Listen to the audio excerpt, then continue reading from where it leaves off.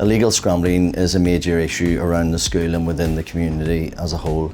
It is the scourge, I would say, of the community. There are many young people who are going back and forth on public roads and footpaths and in the grassy areas, recreational areas and so on, and there have been a number of people injured as a result of that in the community. Indeed, the young people on these motorcycles have come into the school grounds and come up into the car park, and clearly we have a responsibility to all users of school, pupils, staff and parents, visitors and so on, and we have to protect them. And when you have these young people riding around lawlessly in effect, then it does present an issue for us, and it's very, very difficult for us to manage. In general in Belfast, it's quite significant. So we are receiving scrambler related calls, incidents daily, especially in West Belfast. It's probably averaging out about one a day. We don't want to criminalise young people, it's not what we want to be doing, but this is so dangerous. People have lost lives as a result of scramblers being driven dangerously.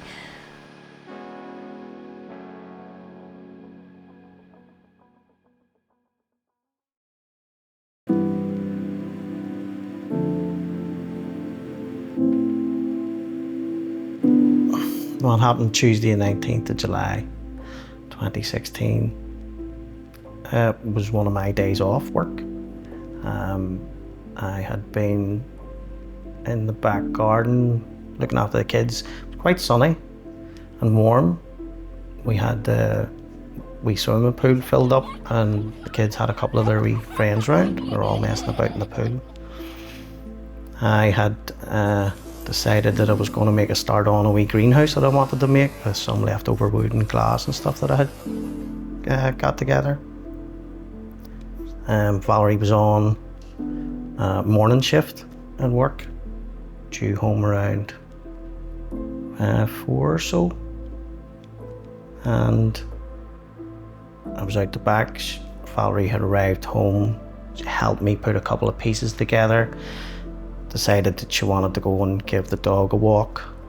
Had decided also that we were all going to go out for dinner that night, and I said, well, the dog's already been walked, go and get yourself a cup of tea. She says, no, well, I'm going to go and have a walk, I'll come back, have a shower and we'll go out for dinner. It's like, okay, right, I'll get the kids out of the pool and have them ready for when you get back. And within half an hour, I heard the neighbours across the street screaming my name. And I looked over the fence and they just said, Seamus, you need to go round to the forest. It's Valerie. And I could see 2 or 3, what actually was 4 paramedics working on Valerie, then on the ground. I heard one of our colleagues in the rapid response car going to a call in Colin Glen Forest Park that involved a scrambler and possibly somebody being run over by a scrambler. I got brought up to a separate room where surgeons came and sat me down and said, Mr. Armstrong, your wife's injuries are terminal. There's nothing that we can do that will save her.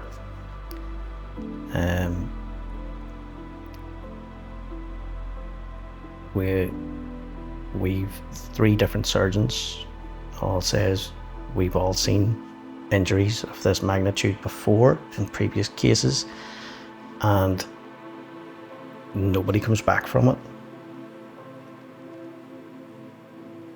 And unfortunately, a short time after that, the patient was pronounced deceased.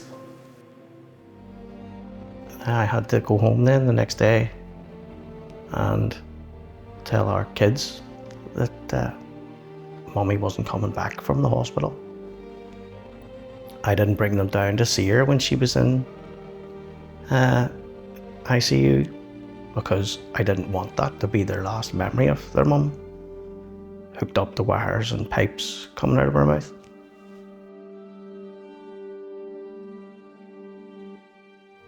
So there's several reasons why I have took such an interest in this, and they are very personal to me. Firstly, I lost a nephew quite young in age, about 20 years ago. Now, while it wasn't through scrambling on streets, it was through a motorbike collision. Unfortunately, he lost his life. Part of the reason why he lost his life was he didn't wear his safety equipment properly. So his helmet came off because it wasn't strapped correctly around his head. And for such a small thing on his part, he then died.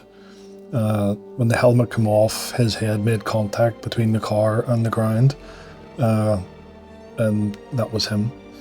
So when he got up out of bed that morning, if he would have simply remembered to clasp his helmet on, little David, his name is David, would be here today.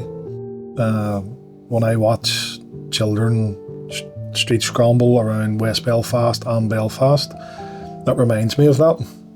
Firstly, they don't wear their helmets, and if they do wear a helmet, I can clearly see that it's not strapped. And the first thing I think of then is David passing. I don't want that to happen to any other family. I don't want another child to go through that. And secondly, when I was young and had a scrambler on private land, thinking I was doing things right, I'd lost control of the scrambler, and I ended up inside a hedge, which wasn't a very nice sight to try and get out of. Now, while I didn't hurt myself very badly, it put me off bikes and scramblers, but made me appreciate the safety aspect of everything. So them two things, that's why I have bought in so much to this. I don't want anybody to go through things like this. And that's from a completely personal perspective. That's nothing to do with being a policeman. Then I have the police aspect of trying to maintain a lawful society where it's safe to drive down the road and it's safe to walk down the road, whether that's with your son or daughter or a dog, or if you're riding a bike down the road, is to try and maintain that. So that's why I have bought into all this.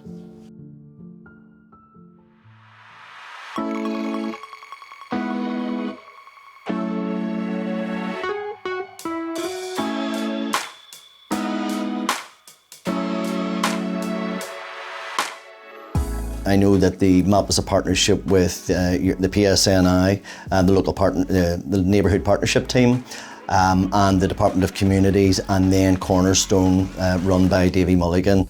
The Motorcycle Awareness Project is a vocational educational project. It consists of 3 parts.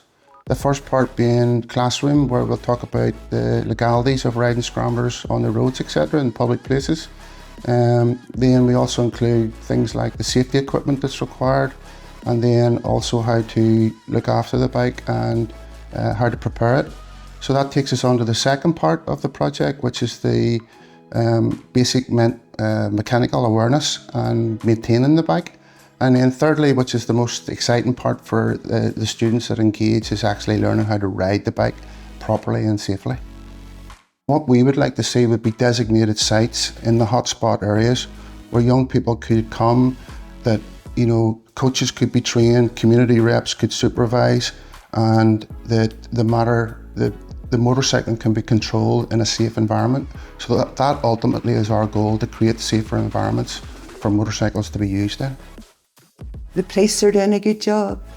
Seamus Armstrong is doing an amazing job. And Davy's doing a great job in terms of that project that he's that he's running. So we just need a wee bit more of that. There needs to be more of that.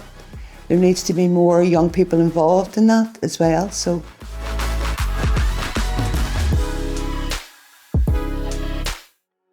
A lot of people say we're anti-scrambling. I'm not anti-scrambling. I'm just anti-bad scrambling. I don't want to see them on the street. I want a designated site. I know Davy Mulligan has spoke about that from the project. This is what we're aiming for. For a lot of scramblers that are around the street, they like to chase. We won't give them the chase. We're not there to chase people. We're there to make people safe. They will do ultimately what they want to do. They'll be watched from the air and they will be traced home. And the first they will know is me or our constable will be knocking on the door and holding the account. So our support are key to this type of approach. It's a very safe approach. It's air-based and not ground resource-based. They will follow from the air. They can see a lot more from the air that a constable can see from the inside of a vehicle, an armoured vehicle, driving down the road. By using the air asset, that is very easy to do. And it's very difficult for someone to get away from a helicopter in the air. They're going to ruin their future.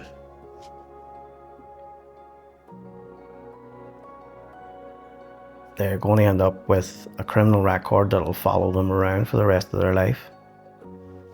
Or they could end up with serious life-changing injuries themselves.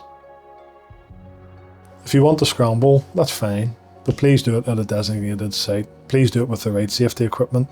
Please wear a helmet and have the strap done under your chin. Don't choose to scramble down the street. Don't choose to ruin your life.